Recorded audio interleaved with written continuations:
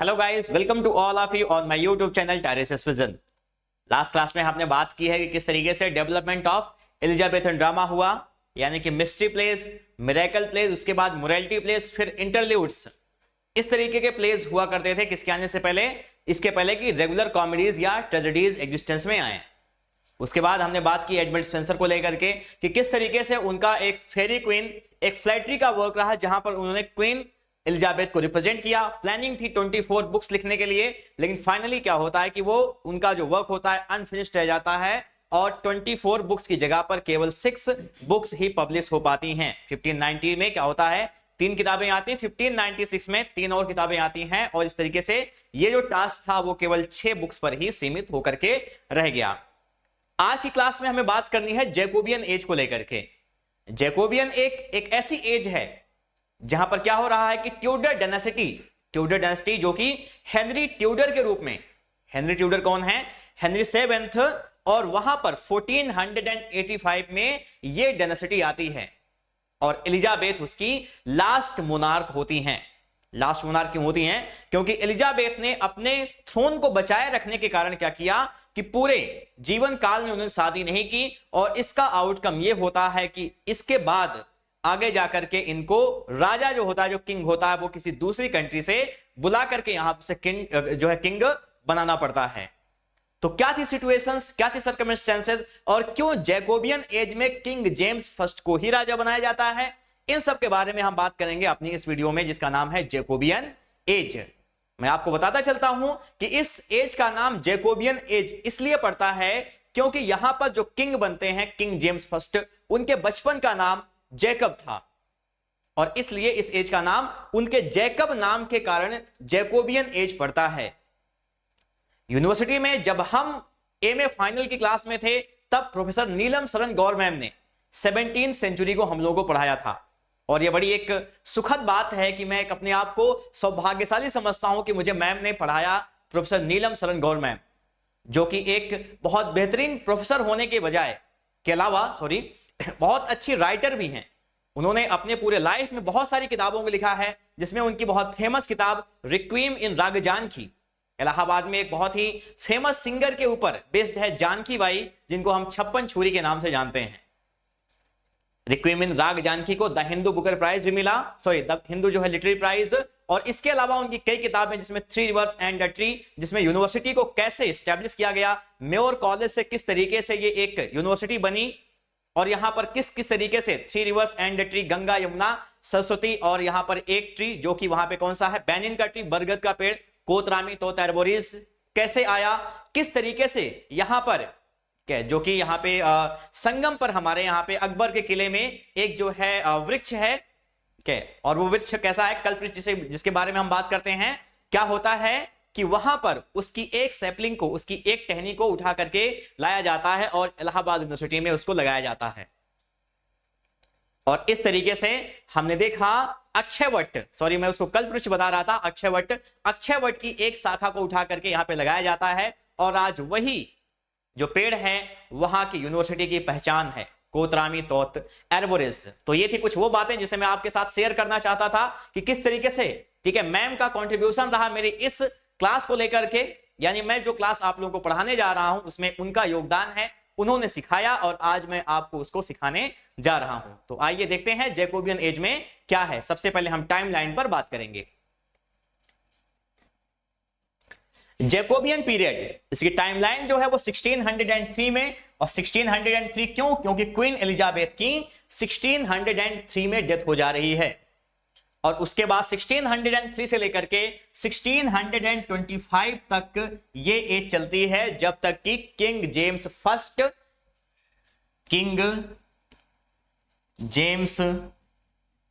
First, या इनको हम क्या कहेंगे, 6th भी कहेंगे, इनको हम क्या कहेंगे, इनको हम 6th भी कहेंगे। क्यों? क्योंकि ये जिस देश से आए हुए थे, स्कॉटलैंड से, वहां पर ये किंग जेम्स 6th के नाम से रूल कर रहे थे, और इंग्लैंड में आने के बाद इनको हम किंग जेम्स फर्स्ट के रूप में हम जानते हैं। क्या थी सिचुएशन, उसे मैं आपको बाद में बताऊंगा। आते हैं सबसे पहले अपनी टाइमलाइन पर। तो 1603 ascension of James 6th of Scotland, ये कौन है, ascension of James 6th of Scotland, ये उन्हीं के लिनिएज के हैं, किनके, जिनके बारे में हमने बात की है, जेम्स फर्स्ट ऑफ स्कॉटलैंड ने क्या किया, जॉफ्री चौसर का जॉफ्री चौसर का जो चौसरियन स्टैंजा था उसको इन्होंने इस्तेमाल किया अपनी किताब द किंग स्क्वायर में, और वहीं से क्या होता है कि इस स्टैंजा फॉर्म को हम राइम रॉयल के नाम से जानते हैं।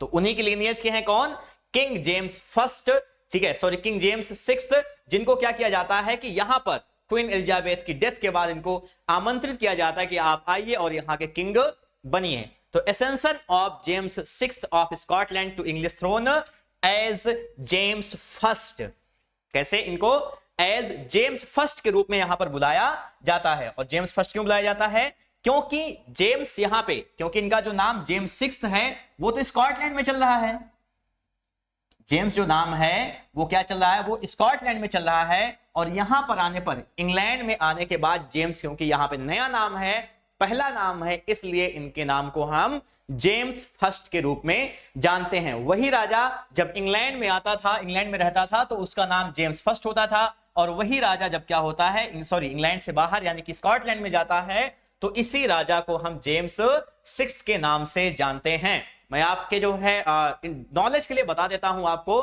कि क्या है यहां पर, कि ये जो किंग बनाया गया है जेम्स सिक्स्थ को, वो इंग्लैंड और स्कॉटलैंड पे सेपरेटली रूल कर रहा है।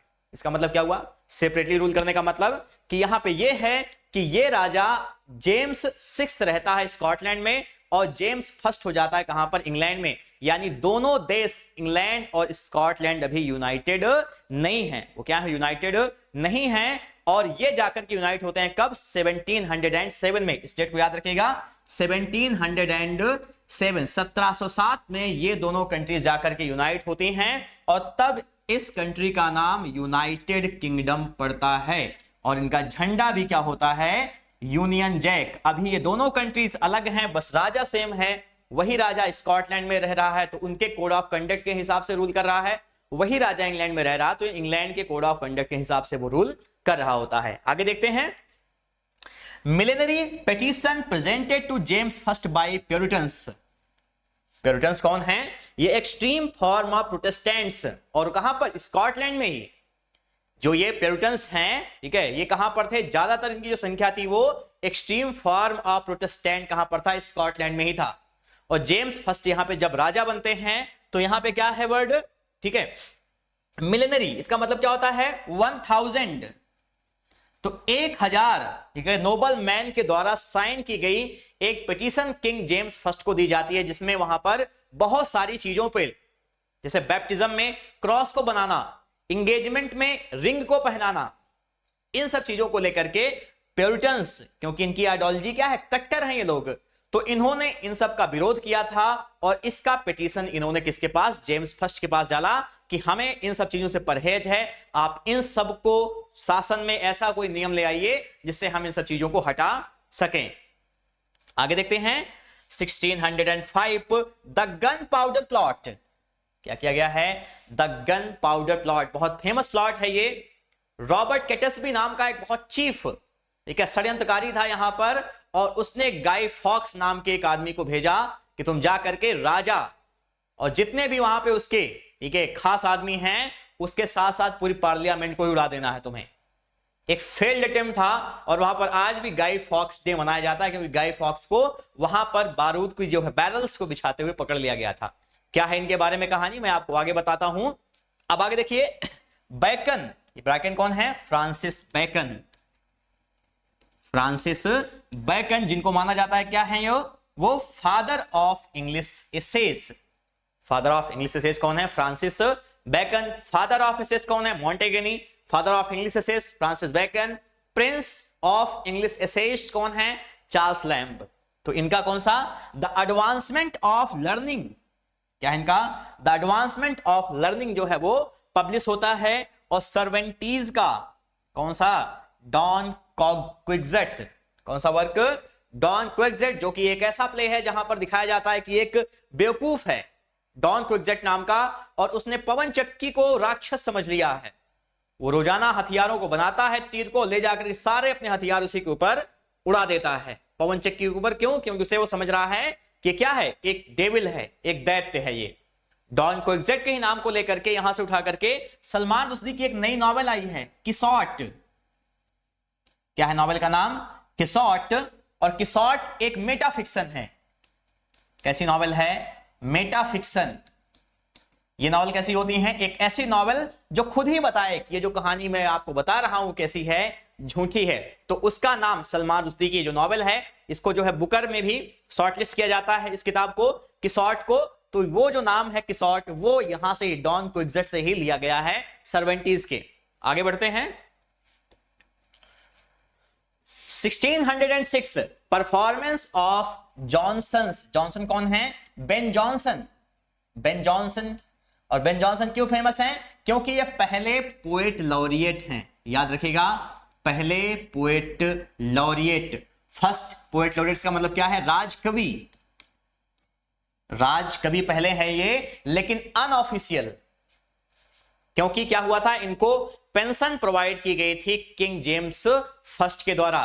किंग जेम्स फर्स्ट को इसीलिए क्रेडिट दिया जाता है कि वो ऐसे राजा हैं जिन्होंने क्या किया, इस पोजीशन को बनाया पोएट लॉरिएट की। और बेन जॉनसन को चुना उन्होंने पहला अपना पोएट लॉरिएट, लेकिन उनको कोई ऑफिशियल पोस्ट उस समय नहीं थी। उनको सिर्फ बस क्या किया गया था, पेंशन दी गई थी उनकी इस पोस्ट के लिए। तो ऑफिशियल जो है वो कौन है? वो है जॉन ड्राइडन। ऑफिशियल जो पोएट लॉरिएट हैं पहले, वो कौन है? जॉन ड्राइडन, जो कि आगे चल करके आपको रिस्टोरेशन एज में मिलने वाले हैं, जॉन ड्राइडन। अनऑफिशियल की बात आएगी तो वो कौन है? Ben Jonson. विलियम शेक्सपियर के अच्छे दोस्त भी थे ये बेन जॉनसन। आगे बढ़ते हैं। तो इनकी वॉलपोन एक कॉमेडी है, उसको क्या किया जाता है? परफॉर्म किया जाता है 1606 में। और शेक्सपियर का किंग लियर। किंग लियर के बारे में मैंने आपको बात की है आपसे कि किंग लियर कौन राजा है? वो राजा जो अपनी बेटियों से पूछा करता था कि वो उसको कितना प्यार करती हैं, और जब कॉर्डेलिया उसकी सही वाली बेटी ने क्या किया, उसको जवाब वो दिया जो सच था कि मैं आपको उतना ही प्यार कर सकती हूं जितना एक बेटी अपने पिता से कर सकती है। उसका ये जवाब राजा को बिल्कुल पसंद नहीं आता है और उसको बैनिश कर देता है वहां से, शेक्सपियर का किंग लियर। और इसी के कारण उसकी बाद में क्या होती है? डेथ भी हो जाती है, पागल होकर के वो मर जाता है। शेक्सपियर का King Lear. 1608 birth of John Milton. किसका जन्म होता है? जॉन मिल्टन का, पैराडाइज लॉस्ट वाले बहुत ही फेमस राइटर, जो कि 44 इयर्स की उम्र में ब्लाइंड हो गए थे। और उसके बाद भी उन्होंने बहुत फेमस वर्क्स को लिखा। जॉन मिल्टन के नाम से ही पूरी कैरोलिन एज चल रही है। पैराडाइज लॉस्ट इतनी फेमस एपिक है कि उसकी काउंट, यानी उसको जो है हम आज भी कंसीडर करते हैं कि वर्ल्ड की जो फेमस एपिक्स हैं उनमें से वो एक है। इनके बारे में बात होगी आगे। 1609 शेक्सपियर सोनेट्स। शेक्सपियर का जो सोनेट का कलेक्शन है, कितने सोनेट्स हैं मैंने आपको बताया है, 154 सोनेट्स। 126 सोनेट्स किसको एड्रेस हैं? उनके फ्रेंड मिस्टर डब्ल्यूएच को। 26 डार्क लेडी को, और 2 किसको? क्यूपिड गॉड को लेकर के एड्रेस्ड हैं। अगला क्या है? जॉनसन, इन्हीं बेन जॉनसन का अगला प्ले कौन सा? एपिकॉइन। क्या होता है एपिकॉइन? वो जो है यहां पे उसको परफॉर्म किया जाता है उस ईयर में। 1611 Gustavus Adolphus, king of Sweden. कौन आता है? गुस्तावस एडोल्फस, फेमस किंग एक टाइम पे अपने आप में, किंग ऑफ स्वीडन वो वहां पर बनता है। और उसका अगला जो है work, the authorised version of Bible, 1611 में, 1607 या आप कह सकते हैं 6 के आसपास ही क्या होता है, राजा 47 स्कॉलर्स को अपॉइंट करता है कि आप एक काम करिए, अब क्या करना है आपको बाइबल को ट्रांसलेट करना है। बाइबल के बहुत सारे ट्रांसलेशन अभी तक हो चुके थे, टिंडेल वगैरह ने ट्रांसलेशन का किया हुआ था, लेकिन अब जो बाइबल आई थी, जो राजा ने ट्रांसलेट की या कराया उसको उसने रिलीजियस यानी धार्मिक, ठीक है, पहचान से अलग एक पहचान दी, और वो साहित्यिक पहचान दी। यानी ये किताब अब ना केवल धार्मिक रह गई, बल्कि अब इसकी साहित्यिक भी पहचान हो गई थी, किसकी? बाइबल को लेकर के। जॉन मिल्टन ने इस, ठीक है, अथराइज्ड वर्जन ऑफ बाइबल को पढ़ा और उससे वो बहुत प्रभावित भी थे। राजा जेम्स फर्स्ट को कहा जाता है that he is the wisest fool in the history of English literature. क्यों? मूर्ख, वाइजेस्ट, और वो भी कौन सा? मूर्ख। दोनों कैसा है? ऑक्सीमोरॉन। जहां पे क्या हो रहा है? विरोधाभास हम देख रहे हैं दोनों में, वाइजेस्ट भी है, फूल भी है। रीजन यही है कि क्या कर रहा है, एक तरफ तो वो बाइबल जैसी वर्क को ट्रांसलेट कराता है, फूल क्यों है वो, इसको मैं आपको आगे बताऊंगा कि वो क्यों मूर्ख कहा जाता है। आगे देखते हैं कौन सा आया हुआ है, चैपमैन का ट्रांसलेशन ऑफ होमर्स इलियड क्या है? चैपमैन ने किसको ट्रांसलेट किया? ठीक है, होमर की इलियड को। ये कौन सी किताबें हैं? इलियड, इलियड लैटिन में इलियम, जिसका मतलब क्या होता है? ट्रॉय। ये दो किताबें हैं, इलियड और दूसरी कौन सी है? ओडिसी। ये दोनों किताबें अकिलीस और दूसरा जो हीरो है कौन सा? यूलिसेस हमारा, उसकी जो है ब्रेवरी को लेकर के हैं। तो याद रखिएगा यहां पे क्या होता है, इस एज में, इस ईयर में 1611 में चैपमैन ट्रांसलेट करते हैं किसको? होमर की इलियड को। और क्या है? Performance of Shakespeare the Tempest.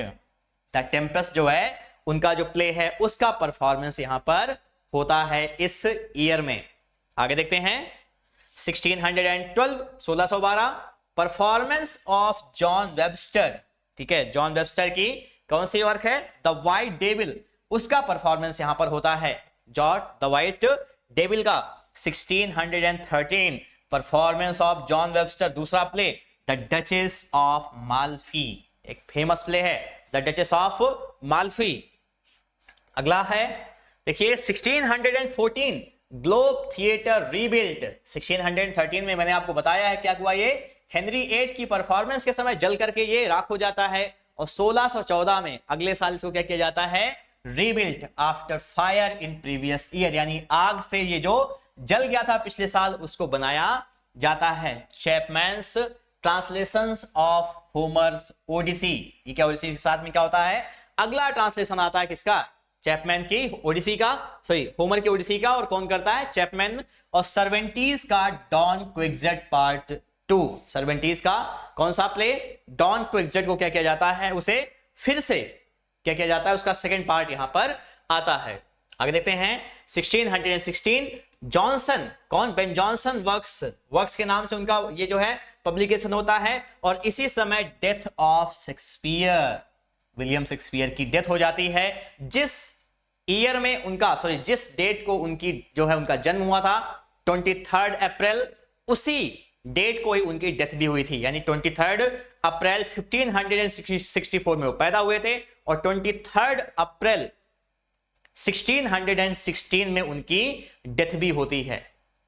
23 अप्रैल, लगभग मेरे ख्याल से 60 साल के आसपास उनकी उम्र थी। और अगला कौन सा है? एंड सर्वेंटीज, और सर्वेंटीज की यानी डॉन क्विक्सेट वाले राइटर की भी इसी समय डेथ हो जाती है। आगे देखते हैं 1618 क्या होता है? Beginning of 30 years war. 1618 से ये स्टार्ट होकर के 1648 तक चलता है 30 इयर्स वॉर। बताऊंगा मैं इसके बारे में आपको अभी आगे। क्या है? Execution of sir Walter Raleigh. क्या होता है? सर वॉल्टर रैले, याद होगा आपको ये नाम। एडमंड स्पेंसर ने क्या किया गया है? सर वॉल्टर रैले को ही लेटर लिखा। ऐसे ठीक है इंसान जो क्या हैं, जो पायनियर हैं कॉलोनियलिज्म के, उनको क्या किया गया है? एग्जीक्यूट कर दिया जाता है यहां पर। इसमें इस ईयर में 1618 में 1618 में जॉनसन यानी बेन जॉनसन का अगला work pleasure reconciled to virtue, वो इस साल में पब्लिश होता है। 1620 फ्रांसिस बेकन का novum organum Latin work. Question आता है कि फ्रांसिस बेकन का कौन सा ऐसा वर्क है जो लैटिन भाषा में लिखा गया है? तो वो कौन सा है? नोवम ऑर्गेनम। आगे बढ़ते हैं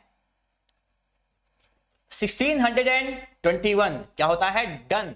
ये डन कौन है? John Donne. Metaphysical poetry, metaphysical poetry बताऊंगा मैं आपको इसके बारे में। John Donne becomes dean of Saint Paul's cathedral. क्या होते हैं वो? डीन बन जाते हैं सेंट पॉल्स कैथेड्रल के। और उसी के बाद इनकी रिलीजियस वर्सेस आती हैं। जो पोयम में जो धार्मिक टच आता है वो यहाँ पे क्या होता है? डीन बनने के बाद आता है। और रॉबर्ट बर्टन कौन से राइटर हैं? वही famous O my love is like a red red rose. O my love is like a red rose, ये लाइनें किसकी हैं? रॉबर्ट बर्टन की। क्या हो रहा है उनके साथ में? Robert Burton the anatomy of melancholy, उनका वर्क पब्लिश हो रहा है। Thomas Middleton women beware women the wasteland, T S Eliot की द वेस्ट लैंड जो पोयम है उसका दूसरा सेक्शन, सेकंड सेक्शन क्या हो रहा है? इनके नाम से टॉमस मिडल्टन का जो और ये प्ले है विमेन बिवेयर विमेन, उसी से वो इन्फ्लुएंस्ड है, उसी पर बेस्ड है, उसका टाइटल वहीं से लिया गया है और इसका नाम क्या है? Game of chess. The Waste Land का दूसरा सेक्शन जो है वो कौन सा है? A game of chess. याद रखिएगा पहला सेक्शन कौन सा है? Burial of the dead. पहला है the burial of the dead. दूसरा कौन सा है? Game of chess. तीसरा कौन सा है? The fire sermon. The fire sermon. चौथा कौन सा है? Death by water. Death by water. पांचवा सेक्शन कौन सा है? What the thunder said. What the thunder said. याद रखिएगा पांचवें सेक्शन में वो पहुंच जाता है इंडिया में हिंदू माइथोलॉजी की ओर। बृहदारण्यक उपनिषद से वो रेफरेंस को ले रहा है। मैं बताऊंगा आपको जब पढ़ाऊंगा वेस्टलैंड तो एकदम से आपको डिफाइन करूंगा। चलिए आगे देखते हैं क्या है। 1623 1623 में क्या हो रहा है? शेक्सपियर फर्स्ट फोलियो, पहला उनका फोलियो यानी कि पहला उनके प्लेस का कलेक्शन वहां पर पब्लिश होता है। और कितने प्लेस होते हैं इसमें? 36। एक प्ले कौन सा? पेरिक्लेस प्रिंस ऑफ टायर, ये इस साल पब्लिश नहीं होता है, ये इनके दूसरे फोलियो में। और दूसरा फोलियो याद रखने के लिए आपको यही पलट देना है 1632। 1632 में सेकंड फोलियो आता है जहां पे अगला प्ले पेरिक्लेस प्रिंस ऑफ टायर भी इंक्लूड होकर के आता है। अगला देखते हैं 1624 एक्ट ऑफ पार्लियामेंट आता है to restrict the sale of monopolies. क्या होता है? मोनोपोलीज की जो सेल है उसको कंट्रोल करने के लिए, उसको बंद करने के लिए क्या होता है? एक्ट लाया जाता है। और आगे क्या होता है? जॉन डन, इनका work devotion of emergent occasions, ये पब्लिश होता है। और 1625 1625 एसेंशन ऑफ चार्ल्स फर्स्ट, यानी क्या होता है? इनके पिता जेम्स फर्स्ट की डेथ हो जाती है और इनके बेटे जेम्स फर्स्ट के बेटे चार्ल्स फर्स्ट कैरोलस लैटिन में, इसी के नाम से इनकी ठीक है एज पड़ती है, कैरोलिन एज, इस एज की। तो कह रहा है वहां पे देखिए क्या है कि एसेंशन ऑफ चार्ल्स फर्स्ट उनका होता है, वो थ्रोन पर आते हैं। और Charles first marriage to Henrietta Maria of France. पहली गलती उन्होंने कर दी, क्या करने के लिए? आगे चल करके मैं आपको सिविल वॉर पढ़ाऊंगा जो कि इंग्लैंड में होता है। और वो क्यों होता है? इसी वजह से होता है। उसके एक रीजन ये भी था कारण कि चार्ल्स फर्स्ट जो थे वो थे तो एक प्रोटेस्टेंट, लेकिन शादी कर ली किससे? उन्होंने एक कैथोलिक से जिसका नाम है Henrietta Maria of France. France की वो प्रिंसेस हैं। और ये एक बहुत बड़ा मैसेज, बहुत बड़ा नेगेटिव मैसेज पूरी इंग्लैंड की जो है सोसाइटी में जाता है कि राजा प्रोटेस्टेंट है और जिन कैथोलिक्स को अब बर्दाश्त नहीं कर सकते थे वो उनको लेकर के कैसे अब वहां पे राजा शादी कर रहा है। तो कहीं ना कहीं राजा का झुकाव जो है वो कैथोलिसिज्म की ओर है और ये एक बड़ा मुद्दा बन जाता है सिविल वॉर को लेकर के। आगे देखते हैं। तो ये थी बेसिक सी टाइमलाइन जिसमें हमने डिस्कस किया, हमने बात की कि किस किस ईयर में कौन कौन से इंपॉर्टेंट चीजें वहां पे घटित होती हैं। अब हम बात करते हैं किस तरीके से वहां पे राजा जेम्स सिक्स्थ को बुलाया जाता है स्कॉटलैंड से कि आप आइए और यहाँ के राजा बनिए। तो इतनी बातें मैं आपको बता चुका हूं कि क्या होता है। किंग एलिजाबेथ ने अपनी लाइफ में शादी नहीं की। शादी ना करने के पीछे वही सबसे बड़ा रीजन था कि अगर जो भी उनके साथ शादी करता तो कहीं ना कहीं थ्रोन पर, गद्दी पर क्या होता, उसका क्लेम हो जाता और एलिजाबेथ की पावर जो है वो चली जाती। एलिजाबेथ एक डिक्टेटर की तरीके से आप कह सकते हैं वहां पे रूल करती हैं, डिक्टेटर नहीं कह सकते हैं। हालांकि एक ऐसी ऑटोक्रेट तो महिला थी ही वो जिन्होंने अपने हिसाब से लगभग 43 इयर्स तक उसकी शासन को, इंग्लैंड के शासन को बहुत बेहतरीन तरीके से चलाया। और वहां पर इस टाइम में हम देखते हैं कि लिटरेचर में, चाहे वो आपका पोएम्स हो, चाहे वो प्लेज हो, हर फील्ड में इतनी ज्यादा प्रोग्रेस होती है। और उसके पीछे रीजन जो था वो क्वीन एलिजाबेथ का था। ट्रेड और कॉमर्स डेवलप होना शुरू हो गया था। ऐसी ऐसी जो है लिबर्टीज क्या हो रही थी, क्वीन एलिजाबेथ ने अपने टाइम पर दी हुई थी। लेकिन उनकी शादी ना होने की वजह से अब इस थ्रोन का कोई सक्सेसर नहीं रहा, वारिस नहीं रहा। तो अब क्या होगा? अब यहां पे राजा कौन बनेगा? अच्छा, राजा बनने के लिए कंडीशन ये भी है कि राजा जो होगा वो रॉयल लिनियज का होगा, यानी शाही खून का होगा वो। अगर ऐसा हो पाता है तभी वहां की राजा बनने का जो क्राइटेरिया है वो पूरा होगा, नहीं तो ये जो है मुश्किल था। अब इन्होंने क्या किया कि अपने रिलेटिव्स को तलाश करना शुरू किया आस पड़ोस के जो है देशों में, कि कौन सा ऐसा देश है जो क्या कर रहा है वहां पर कि उनके राजा जो हैं वो संबंधित हैं, ठीक है, वो जुड़े हुए हैं इंग्लैंड के जो राजा हैं उनसे। तो अब जब तलाश किया जाता है तो उनको पता चलता है कि फ्रांस में, सॉरी स्कॉटलैंड में जो राजा जेम्स सिक्स्थ हैं वो उनके रिलेटिव हैं। और कैसे रिलेटिव हैं आप ये समझिए, मैंने आपको बताया है कि क्या होता है, king Henry seventh, king Henry seventh rule पे आते हैं थ्रोन पर कब? 1485 में। हेनरी सेवेंथ का नाम हेनरी ट्यूडर भी है, मैंने आपको बताया है, ये सब याद होगा आपको। तो हेनरी ट्यूडर 1485 में यहां पर आते हैं थ्रोन पर। अब उनके दो बच्चे थे, दो बच्चे कौन?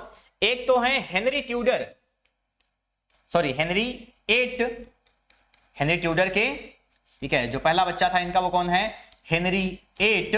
और दूसरा कौन है? दूसरी थी इनकी बेटी जिनका नाम था मार्गारेट ट्यूडर।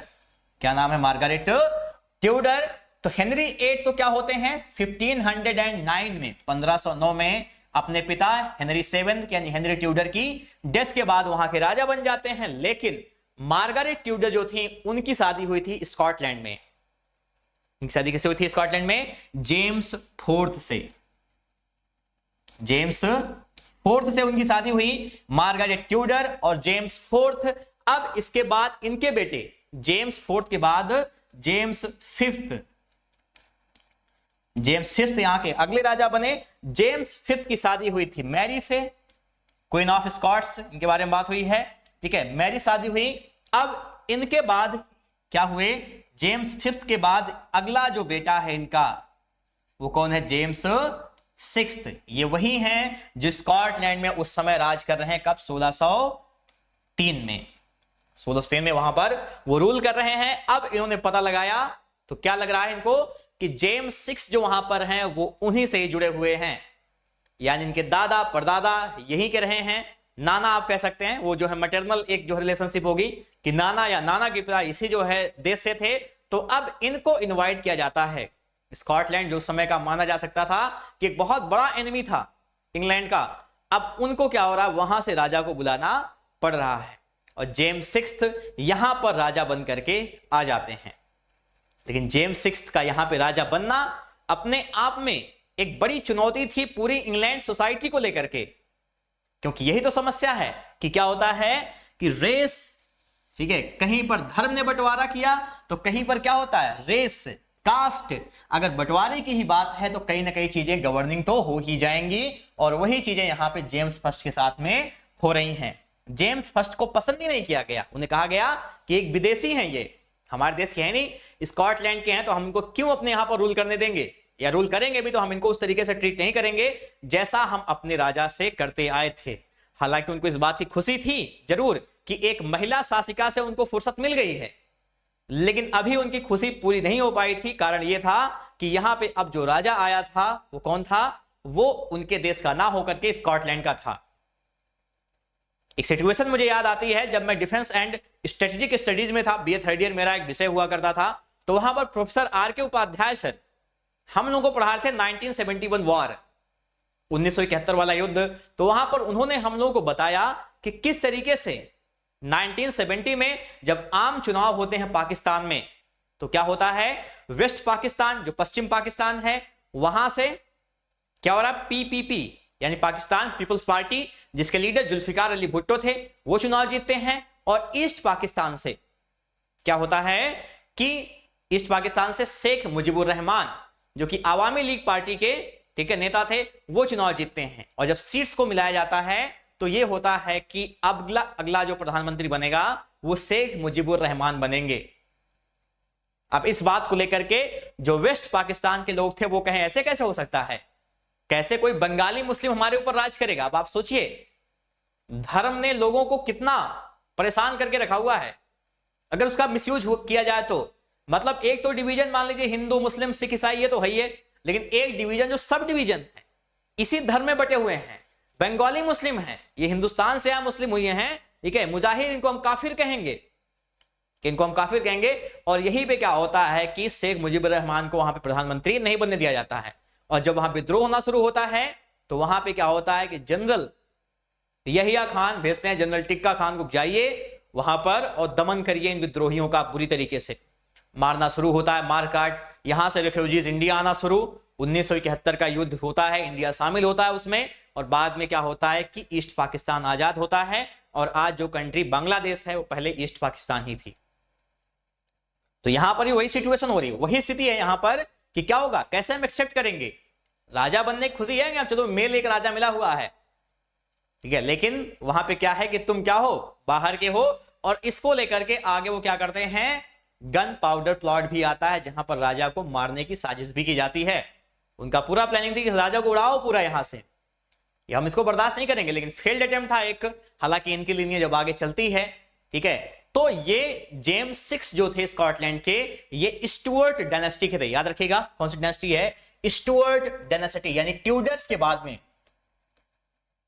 1603 में एलिजाबेथ फर्स्ट के साथ में ट्यूडर डायनेस्टी क्या होती है, वो खत्म हो जाती है। और 1603 में क्या हो रहा है कि अगले राजा जेम्स 6 जो हैं, यानी जेम्स फर्स्ट जिनको हम कहेंगे, वो किस डायनेस्टी से, स्टुअर्ट डायनेस्टी के साथ यहां पर आते हैं। एक नए जो है शासन की, एक नए परिवार की इंग्लैंड में नींव पड़ जाती है जिसका नाम स्टुअर्ट डायनेस्टी होता है। और ये डायनेस्टी 1603 से आकर के 1712 तक रूल करती है। यहां पर लगभग 109 सालों तक स्टुअर्ट डायनेस्टी का रूल रहता है। उसके बाद ये सत्ता जो है वो जर्मनी की सोफिया फैमिली को, हनोवर्स को ट्रांसफर हो जाता है। फिर से एक टाइम आता है कि राजा नहीं होता है। ये इंटरेस्टिंग कहानी है, मैं आपको बताता रहूंगा, आप जुड़े रहिए मेरे साथ में। आइए देखते हैं यहां पे क्या है। A new dynasty Stuart takes place on England in 1603. Queen Elizabeth died in 1603. क्या हुआ, क्वीन एलिजाबेथ जो है उनकी डेथ हो गई कब, 1603 में। एंड किंग जेम्स फर्स्ट और जेम्स 6 इन स्कॉटलैंड, लेकिन क्योंकि इंग्लैंड में जेम्स पहला नाम है तो उनको हम जेम्स फर्स्ट के ही नाम से रखेंगे। वो क्या होते हैं, of Scotland became the king of England। वो क्या हुए, इंग्लैंड के किंग बनते हैं। England needed a king। England को एक ऐसे राजा की जरूरत थी who must be of royal lineage, जो कहां का होगा, शाही खून का होगा। And king James was great great grandson of both Henry 7। वही बात जो मैंने आपको बताई, ठीक है, किसके बेटे हैं वो, ग्रेट ग्रेट ग्रैंडसन हैं किसके, हेनरी 7, यानी हेनरी 7 की बेटी क्या नाम है, मार्गरेट ट्यूडर। उनकी शादी किससे हुई है, जेम्स 4 से। जेम्स 4 का बेटा जेम्स 5 हुआ, ठीक है, जेम्स 5 से उनका बेटा जेम्स 6। तो ग्रेट ग्रेट सन ने किसको लेकर के, Henry 8 and lord of Ireland. Henry 8 and lord of Ireland के 10। इस तरीके से king James inherits the British throne, और वो क्या होते हैं इस तरीके से, ठीक है, ब्रिटिश थ्रोन पर आते हैं। Drama declined in this period. Drama क्या होता है, इस एज में डिक्लाइन हो जाता है, यानी उसका पतन होना शुरू हो जाता है। और सोनेट्स वगैरह जो बहुत पॉपुलर थे एलिजाबेथन एज में, वो भी डिक्लाइन होना शुरू हो जाते हैं। अगर आप लिटरेचर के पॉइंट ऑफ व्यू से देखेंगे तो एलिजाबेथन एज जो है वो मानी जाती है कि वो ब्रिटिश लिटरेचर में, इंग्लिश लिटरेचर में सबसे अच्छी एजेस में से एक है, क्योंकि वहां पर जो क्वीन है उन्होंने बहुत सारा लिबर्टी और पैट्रोनेज प्रोवाइड किया था वहां के राइटर्स को। लेकिन अब क्या हो रहा है, जेम्स फर्स्ट के आने से वहां पर वो चीजें अब नहीं हैं जो क्वीन एलिजाबेथ के टाइम पर हुआ करती थी। आगे देखते हैं, drama declined in this period because of the lack of national spirits and patronage. National spirits क्यों नहीं है, क्योंकि राजा जो है वो दूसरा है, राष्ट्रवाद भी तो है ना, राजा दूसरा है, कहां से वाली फीलिंग आएगी। तो इसलिए नेशनल स्पिरिट्स जो है वो भी डिक्लाइन कर रही हैं। और क्या, पैट्रोनेज संरक्षण भी मिलना क्या हो गया, बंद हो गया। England and Scotland were not United. याद रखना इस चीज को कि नॉट यूनाइटेड, उस समय यूनाइटेड ये नहीं है। At that time a single king, अकेला राजा, was ruling upon both these countries. क्या कर रहा था? इन दोनों देशों में, स्कॉटलैंड और स्कॉटलैंड में सेपरेटली जो है वो रूल कर रहा था, अलग अलग तरीके से वो रूल कर रहा था यहां पे। और क्या है? विद डिफरेंट कॉन्स्टिट्यूशन, अलग संविधान से। यानी इंग्लैंड में रहता तो इंग्लैंड का कॉन्स्टिट्यूशन फॉलो किया जाता, स्कॉटलैंड में रहता तो स्कॉटलैंड का कॉन्स्टिट्यूशन फॉलो किया जाता था। He also became, पहला वो राजा बना, the first English king to speak of great Britain. ये भी एक मुद्दा है, ये पहला ऐसा राजा था, ठीक है, जिसने क्या बोला कि वो राजा है किसका? ग्रेट ब्रिटेन का। इसका मतलब क्या हुआ? ग्रेट ब्रिटेन का मतलब ये कि वो स्कॉटलैंड, ठीक है, इंग्लैंड और आयरलैंड तीनों का अगर वो राजा है तो ग्रेट ब्रिटेन का राजा है। और वहां के जो लोग थे वो इस बात से भी वो नाराज थे, क्योंकि स्कॉटलैंड को अपना वो एनिमी समझते थे। तो वहां पे क्या है कि वो इस चीज को लेकर के अग्रेसिव थे कि कैसे आप ऐसा बोल सकते हैं। लेकिन अब वो राजा था तो था ही भाई। आगे देखते हैं। The authorised version of Bible, the authorised version of the Bible came in 1611। क्या होती है? 1611 में वो आती है। और 1606 के आसपास एक 47 स्कॉलर्स के ग्रुप को यहां पर अपॉइंट किया जाता है। किसके द्वारा? किंग जेम्स फर्स्ट के द्वारा, कि आप बाइबल को फिर से ट्रांसलेट करिए। कारण यह था कि इसके पहले जो भी ट्रांसलेशन हुए थे उसमें कहीं ना कहीं त्रुटियां थी। हालांकि इस बाइबल को भी आगे चल करके क्या किया जाता है, उसको एडिट किया जाता है, लेकिन यहां पर इसको ट्रांसलेट किया गया। और ये किताब जो थी, ये जो बाइबल बुक है, वो अब एक रिलीजियस बुक होने के साथ साथ, एक धार्मिक किताब होने के साथ साथ, वो एक लिटरेचर की, साहित्यिक किताब भी बन गई। जैसे हमारे यहां है इंडिया में भी भगवत गीता जो है वो एक धार्मिक किताब तो वही है, लेकिन धार्मिक किताबों से ज्यादा उसके महत्व किसको लेकर के हैं? सामाजिक महत्व है।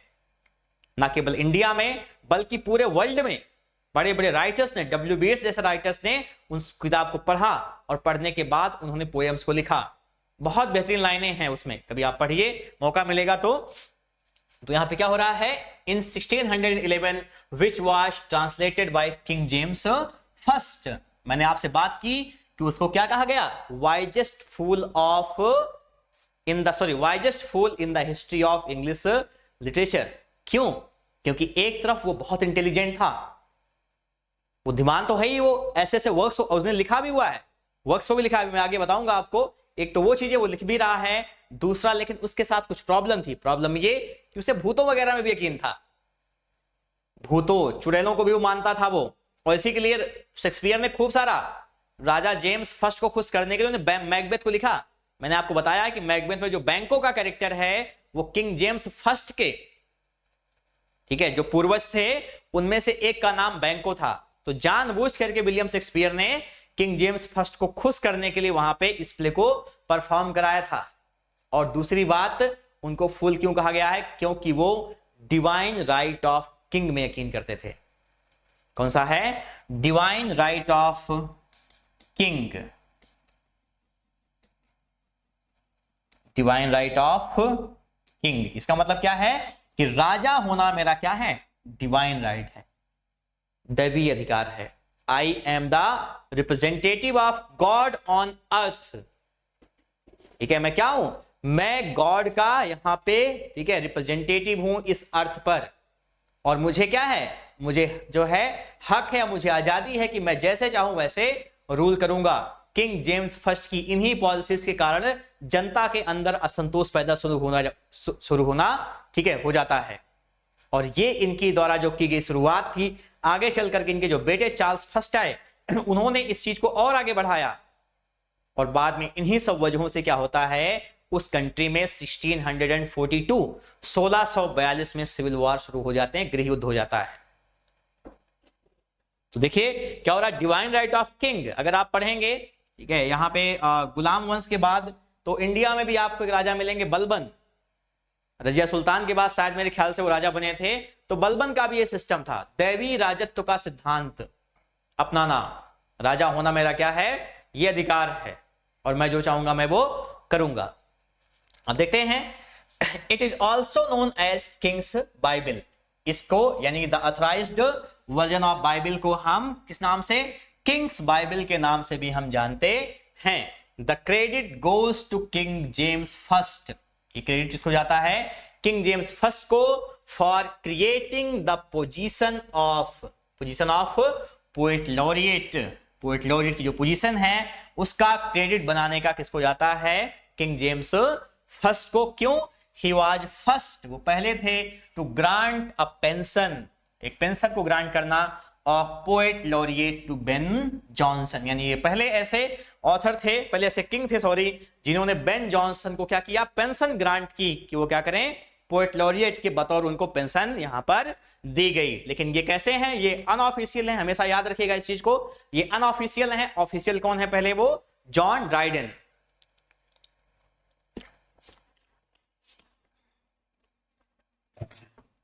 माफ कीजिएगा, आगे बढ़ते हैं अपनी वीडियो में। किंग जेम्स फर्स्ट के बारे में बात करते हैं, क्योंकि उन्होंने बहुत सारे वर्क्स को लिखा हुआ है। किंग जेम्स फर्स्ट देखिए कौन सा, पहला the authorised version of Bible 1611, याद रखिएगा 47 स्कॉलर्स के द्वारा इसको कंप्लीट किया गया था, 47 स्कॉलर्स को लगाया हुआ था इसमें, तब जाकर के ये authorised version of Bible complete हो पाई। 1611 में आती है ये। डेमोनोलॉजी, नाम से ही डेमन राक्षस, मैंने आपको बताया कि यकीन करते थे ये। डेमोनोलॉजी आई कब, 1597 में। उसके बाद a counter blast to tobacco 1604 में, यानी ये किताब इनकी यहाँ के राजा बनने से पहले ही आ गई थी। और लास्ट किताब है कौन सी, a counter blast to tobacco 1604 में। अब यहां पे मैंने आपको बताया है कि किंग जेम्स फर्स्ट के राजा बनने के बाद जनता में असंतोष व्याप्त था। और क्यों था, कि ये कैसे एक बाहर का, विदेश का राजा आकर के हमारे ऊपर रूल करेगा, और इसीलिए वहां पे गन पाउडर प्लॉट को ऑर्गेनाइज किया जाता है। गन पाउडर प्लॉट वही है जिस तरीके से यहां पे टेररिस्ट करते हैं, ले जाके बम धमाके को, सॉरी बम को रख देना, एक्सप्लोसिव को, और उसके बाद उड़ा देना। ये चीजें हमेशा से रही समाज में। क्या हो रहा है, 1605 में मेरे ख्याल से घटना होती है, 1605 में, 1605 में, ठीक है। क्या होता है, यही है वहां पर किंग जेम्स फर्स्ट को और उनके जो लोग थे उनको उड़ाने के लिए इस प्लानिंग को एग्जीक्यूट किया जाना था। और कौन था मेन, जो चीफ जो है इसका ऑर्गेनाइजर था, वो था रॉबर्ट कैटसबी।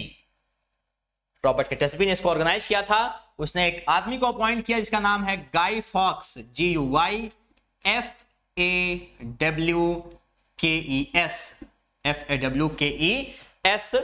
इनको अपॉइंट किया जाता है। लेकिन ये एक फेल्ड अटेम्प्ट होता है, एक असफल अटेम्प्ट होता है। क्यों, क्योंकि गाई फॉक्स को वहां पर बारूदी सुरंगों को बिछाते वक्त पकड़ लिया जाता है और उसे बाद में फांसी दे दी जाती है, एग्जीक्यूट कर दिया जाता है।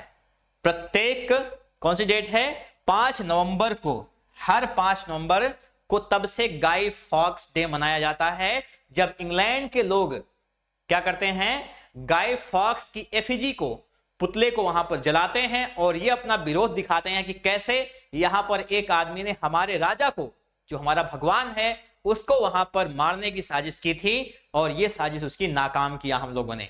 तो वहां पर एफिजी को जला करके अपना वहां पर खुशी जो है वहां पे प्रदर्शित की जाती है। देखते हैं, Robert Catesby plan to blow up king, यानी किसको, राजा को उड़ाना है, एंड पार्लियामेंट, और संसद को भी उड़ा देना है इसी के साथ में। इट वॉज फेल्ड अटेम्प्ट, ये एक असफल प्रयास था, to blow up England's king James first and the parliament on November 5th 1605। 5 नवंबर 1605 को क्या किया गया था, किंग जेम्स फर्स्ट और पार्लियामेंट को उड़ाने की साजिश की गई थी। The plot was organised by Robert Catesby, plot को क्या किया गया, रॉबर्ट कैटसबी के द्वारा ऑर्गेनाइज किया गया था, in an effort to end, ताकि वो क्या कर सकें, प्रयास था उनका, टू एंड, खत्म करने का, the persecution of Roman Catholics by the English government, यानी कि जो अंग्रेजी सरकार थी यहां पे 1526 के बाद, यानी 1532 में जब रोमन कैथोलिज्म को हटा करके प्रोटेस्टेंटिज्म यहां पे कंट्री हो जाती है, तो उसके बाद ही वहां पे रोमन कैथोलिक्स जो थे वो माइनॉरिटी में आ गए। और उनके खिलाफ कहीं ना कहीं एट्रोसिटीज होना शुरू हो गई थी। एलिजाबेथ ने जब 39 आर्टिकल्स को इंट्रोड्यूस करके इनको बैलेंस करने की कोशिश की, तब भी एक वर्ग यहां पर नाराज हो गया था। तो अब इनके परसिक्यूशन यानी इनकी प्रताड़ना को जो है बंद करने के लिए यह हुआ कि राजा को ही उड़ा देते हैं, हो सकता है कि ये जो है एक एंड पर आ जाए। अब वहां पे क्या हुआ, एवरी नवंबर, हर नवंबर 5 को द ब्रिटिश सेलिब्रेट, ठीक है, ब्रिटिश क्या करते हैं, वो सेलिब्रेट करते हैं गाय फॉक्स डे। कौन सा दिन, Guy Fawkes day, by burning the Fawkes effigy. क्या करते हैं वो, गाय फॉक्स की एफिजी यानी जो पुतला है उसको वो जलाते हैं। और क्या है, Guy Fawkes one of the conspirators, ये भी क्या था, जो षड्यंत्रकारी थे उनमें से एक था, was found in the parliament, उसे संसद में पाया गया था, building with the barrels of gun powder, जो क्या कर रहा था, गन पाउडर बारूद की जो सुरंगें वहां पर बिछा रहा था, बना रहा था। अब आगे देखिए, all were executed for the treason, सारे लोगों को क्या किया गया था, एग्जीक्यूट कर दिया गया था फॉर द ट्रीजन, यानी जो है राजद्रोह के जुर्म में जितने भी षड्यंत्रकारी थे सबको क्या किया गया था, यहां पे मार दिया गया था, एग्जीक्यूट कर दिया गया था। ये एक फेल्ड अटेम्प्ट था, जेम्स फर्स्ट बाल बाल बच गए थे। आगे देखते हैं क्या है, 1613 globe theatre burn down during the performance of Henry VIII, ये बात हमने आपको बता दी है। 1618 1618 30 इयर्स ऑफ वॉर बिगिंस, 1618 से लेकर के ये चलता है 1648 तक। Started as a religious conflict, शुरुआत कैसी हो रही है, एक धार्मिक द्वंद्व, ठीक है, किनके बीच में, देखिए, between Catholics and Protestants, Catholic और प्रोटेस्टेंट्स के बीच में। इट बिकेम लेस ओरिएंटेड, यानी इसका जो ध्यान था वो इस पर कम हो गया। ये जो कैथोलिक्स एंड प्रोटेस्टेंट हैं इस पर कंसंट्रेशन कम करके फाइनली ये हो गया कि कौन सा ग्रुप है जो क्या करेगा, इंग्लैंड पर, सॉरी, पूरे यहां पर यूरोप में रूल करेगा। देखिए, religion and more about which group, यानी धर्म पर इसका कंसंट्रेशन कम हो करके ये हो गया कि विच ग्रुप की कौन सा समूह है वुड अल्टीमेटली गवर्न यूरोप, यानी यूरोप में कौन सा ग्रुप, कैथोलिक्स या प्रोटेस्टेंट, वो राज करेंगे। यानी कि मुद्दा धार्मिक से हट करके राजनीतिक हो चुका था, धर्म को तो बस इस्तेमाल किया जाता है हर जगह। आगे देखते हैं, note, king James first strongly believed in the divine right of king, ये बातें मैं आपको बता चुका हूं कि वो दैवी राजत्व के सिद्धांत को में स्ट्रांगली यकीन रखते थे। और कारण क्या था, ठीक है, कि वो मानते थे कि राजा बनना मेरा यहां पे, ठीक है, जन्मसिद्ध अधिकार है या मेरा दैवी अधिकार है, मैं रिप्रेजेंटेटिव हूं गॉड का अर्थ पर, और मैं जैसे चाहूंगा वैसे करूंगा। और इसीलिए उन्होंने अपने शासनकाल में जो मंत्री थे उनकी जो है पावर को रिस्ट्रेन कर दिया, सीमित कर दिया, एक यानी वर्ग को पहले से ही नाराज कर दिए थे।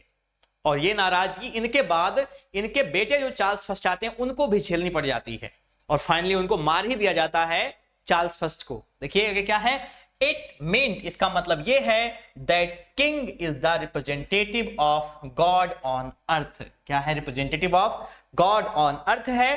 King tried to impose his will, king क्या कर रहा था, वो अपनी विल को, अपनी इच्छा को इंपोज करना चाह रहा था, कहां पर, ऑन हिज मिनिस्टर्स, अपने मंत्रियों के ऊपर, जैसा हम चाहेंगे तुम वैसा ही करोगे। वाइजेस्ट फुल का कॉन्सेप्ट याद रखिएगा, ये सब वही बातें हैं कि एक तरफ तो आप बुद्धिमानी से अच्छे अच्छे वर्क्स को लिख रहे हैं, लेकिन दूसरी तरफ क्या हो रहा है, आप कहीं ना कहीं ये सब चीजें करके एक डिक्टेटरशिप का कॉन्सेप्ट भी लागू कर रहे हैं इंग्लैंड में, जो कि वहां की जनता को एक्सेप्टेबल नहीं है, वो नहीं मानने के लिए तैयार है उसे।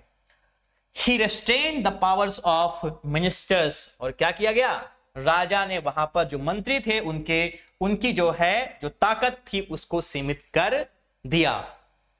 ठीक है, बिल्कुल से राजा का एकदम से ये था कि हमारा फुली जो है कंट्रोल होगा गवर्नमेंट पर, और हम जैसा चाहेंगे वैसा हम रूल करेंगे।